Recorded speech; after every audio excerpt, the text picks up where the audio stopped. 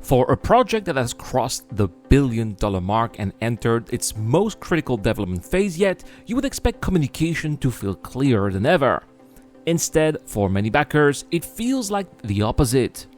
Recent months have brought a growing sense of discontentment between what Cloud Imperial Games is building, what they are saying, and what the community is actually able to see.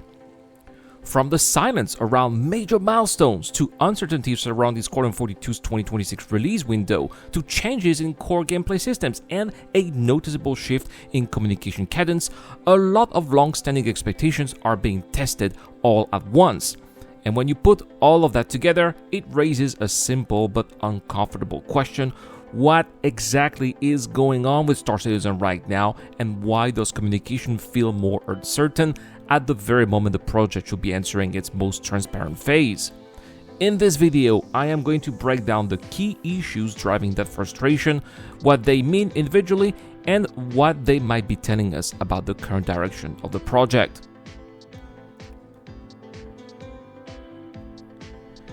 So, from the looks of it, the current wave of frustration around Cloud Imperial Games stems less from a single decision and more from a growing mismatch between expectations and how development progress is being communicated.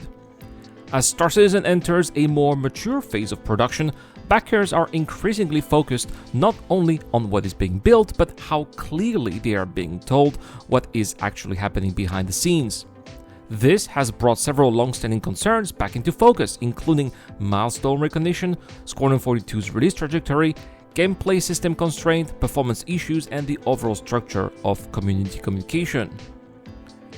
One of the most recent points of frustration in the community has been the complete lack of acknowledgement surrounding the $1 billion funding milestone. For many backers, this figure is not just a financial statistic, but a symbolic marker of over a decade of continuous support persistence and belief in the project that has existed in ongoing development since its inception.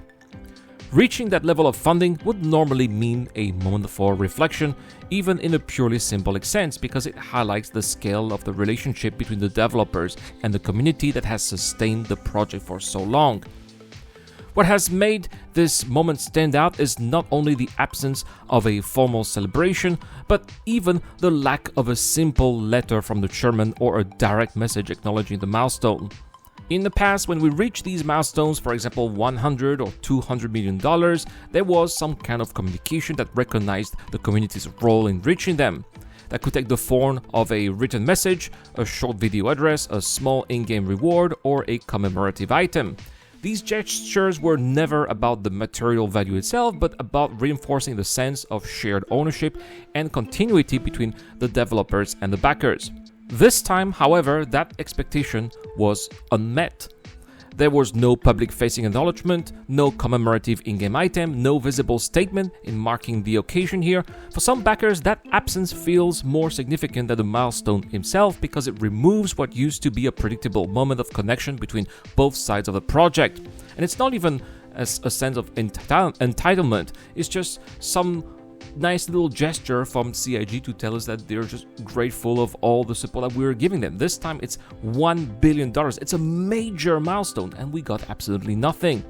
Even if there was some internal reasons for not highlighting it, such as, for example, avoiding emphasis on funding totals or shifting focus towards development progress, the lack of any alternative form of recognition has left a noticeable gap in communication and gave an impression that the studio didn't care, which gives a sour taste for many in the community. Another major source of concern is the current state of communication regarding Squadron 42. The project has repeatedly been described in public messages as still being targeting a 2026 release window, which maintains a baseline level of confidence in internal progress. However, what is increasingly being questioned by parts of the community is not only the statement itself, but the absence of the usual external sides that would normally accompany a major AAA title entering its final production and pre-launch phase. In a typical industry cycle, a game approaching release begins to show clear and increasingly structured signs of readiness. This often includes gameplay showcases, press reviews, developer deep dives into final systems, and a visible ramp-up in marketing activity designed to build awareness and momentum ahead of launch. These signals are not just promotional tools, they also act as indirect indicators of production confidence, helping the public understand where a project sits in its final trajectory. In Squadron 42's case, what stands out is the lack of that transitional communication layer. While internal development progress may still be advancing according to plan, the external facing presence has not yet reflected what many would expect from a project reportedly aiming for a 2026 release. Remember, we are already past half of the year so far. This gap between internal confidence and external visibility is what has begun to generate uncertainty, not necessarily about whether work is being done, but about how close the project actually is to entering its final marketing and release preparation phase. This concern has been further amplified by expectations around major industry moments. Events, such as Summer's Game Fest, were seen by many as potential opportunities for Squadron 42 to reappear in a meaningful way, especially given the global visibility such showcases provide for major AAA releases. When no substantial presence materialized there, attention naturally shifted toward Gamescom, which has historically been a more consistent stage for Client Imperial Games announcement and presentation. For some backers, Gamescom now represents a key remaining opportunity to re-establish momentum and provide clearer signals about the project's trajectory. And given the fact that there's going to be no Season Con this year, more on that later, I don't see when CIG are going to be showcasing Squadron 42 and announce its release date other than at Gamescom. If they don't do it, I don't see how it's going to be possibly releasing this year. I just don't see it. The absence of strong showings this year has therefore intensified the perceived disconnect between stated timelines and public communication. Even if internal milestones are still being achieved, the lack of external marketing escalation creates a tension between confidence in the release target and the visible indicators that would normally support it. It is this imbalance between what is being said and what is being shown and what is being expected that continues to drive uncertainty around Squadron 42's current state. Next, let's talk about performance. Performance issues in recent patches, particularly around the current 4.8 experience, have become another major source of dissatisfaction within the community, especially since last year we were supposed to have a year of playability that was supposed to make the experience a bit better.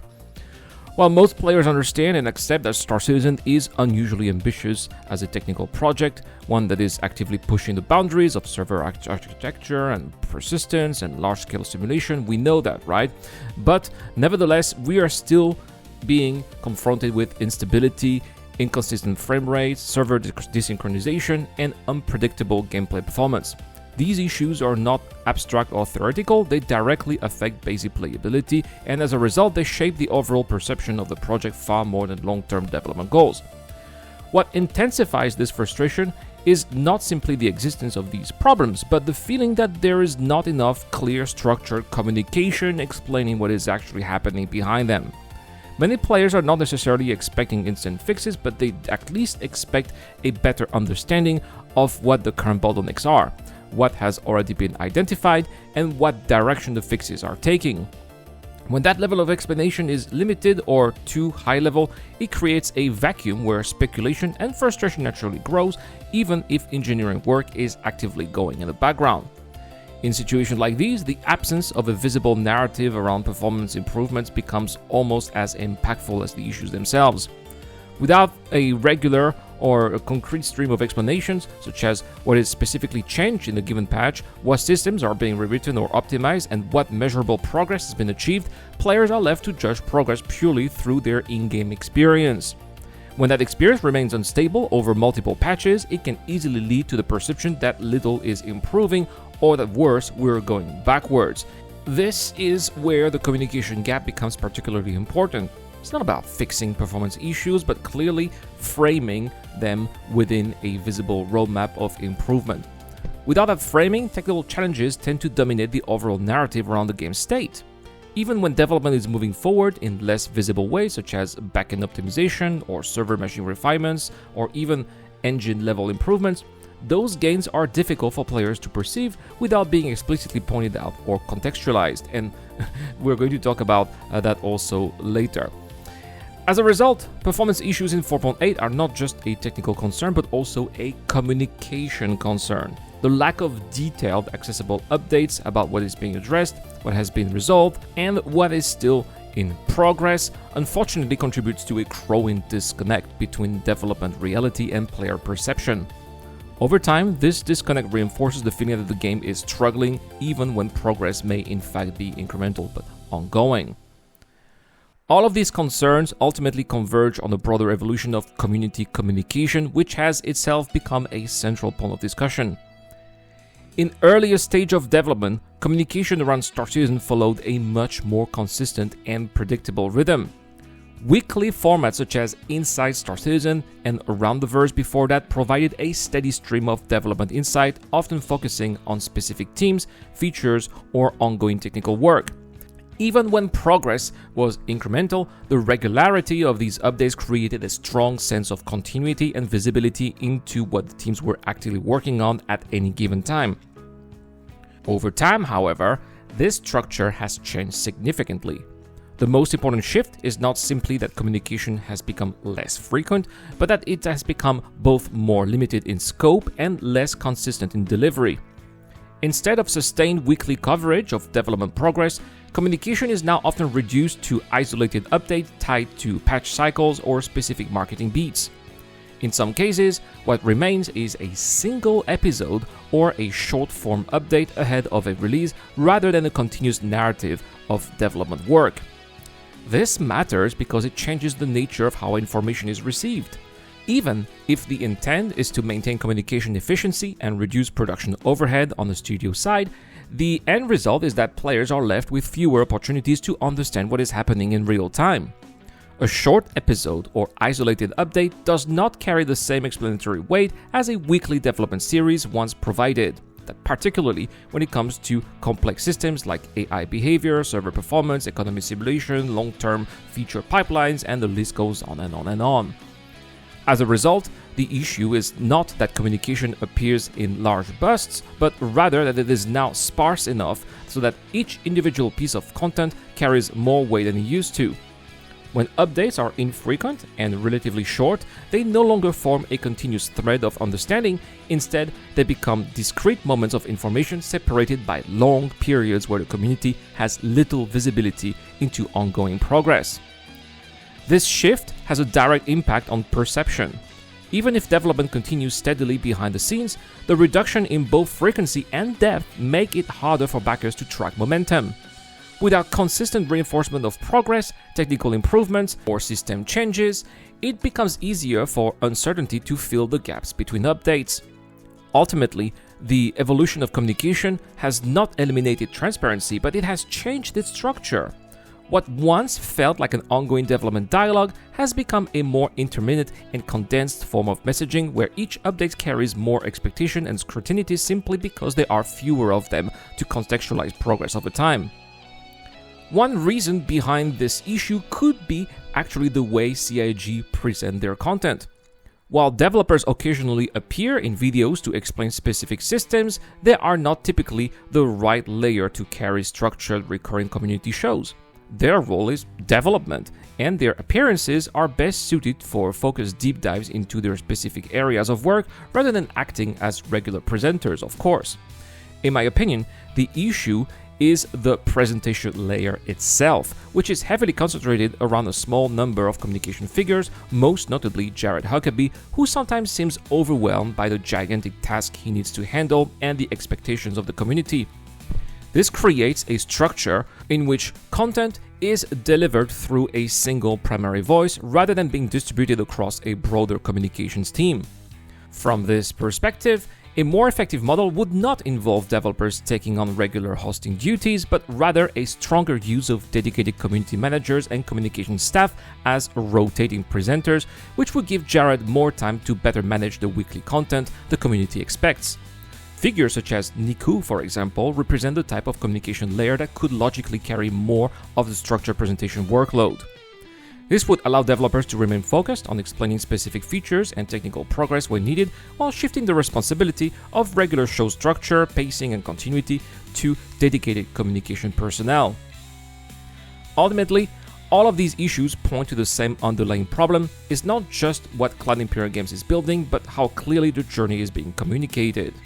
For a project that has crossed the billion-dollar mark and is now moving through what many considered as its most critical phase, expectations around clarity and visibility are higher than ever.